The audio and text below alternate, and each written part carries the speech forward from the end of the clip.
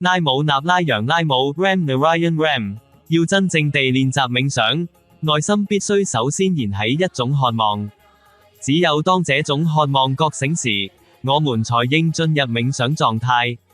在那之前，冥想是無法真正發生的。這一過程會自然發生。我們體內被賦予了一種稱為辨別力 Vivek 的內在智慧，它引導我們前行。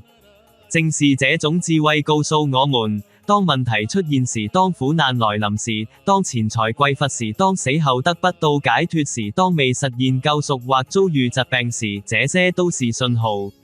面對這一切，只有一條道路，一個解法，那就是冥想。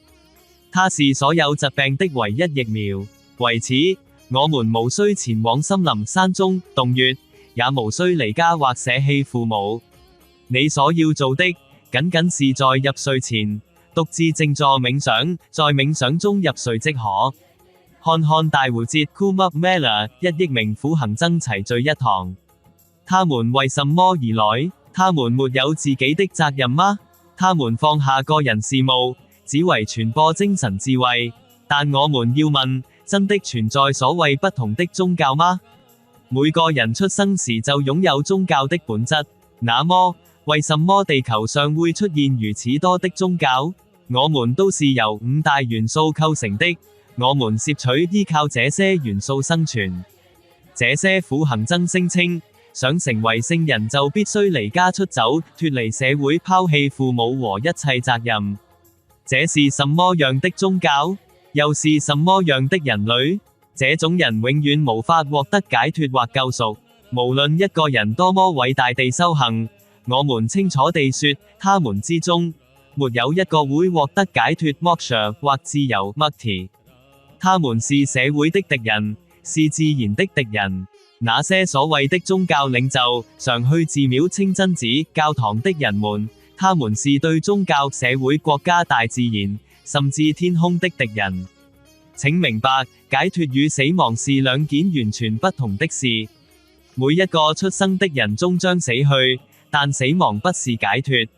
我們很少思考死後的事，因為我們把人生看作一所學校，在這裏學習考試，然後帶着成績單回到我們的原處。所有有智慧的人、思想者，都應該回答這個問題：為什麼地球至今仍沒有找到解決方案？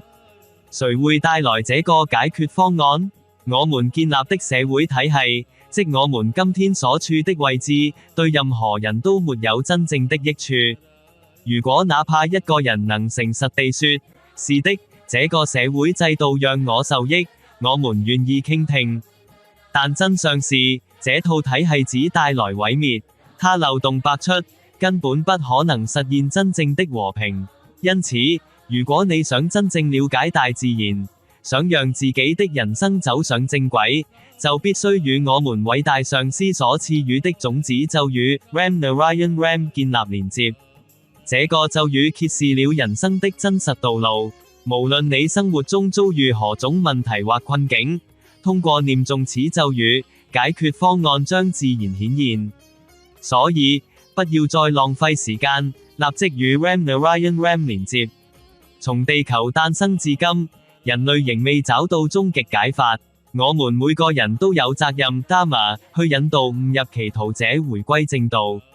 在宗教和政治的名義下，人們被誤導，他們與生俱來的自然宗教，被人為製造的宗教所取代。通過尊重大自然的宗教，你可以向自然表達感恩。自然才是你真正的宗教與業力 Karma。靜下心來思考，大自然究竟給予了你多少？如果你遵循自然之道，很快你就會明白自己得到了什麼，失去了什麼。但請記住，大自然不是誰都能輕易理解的。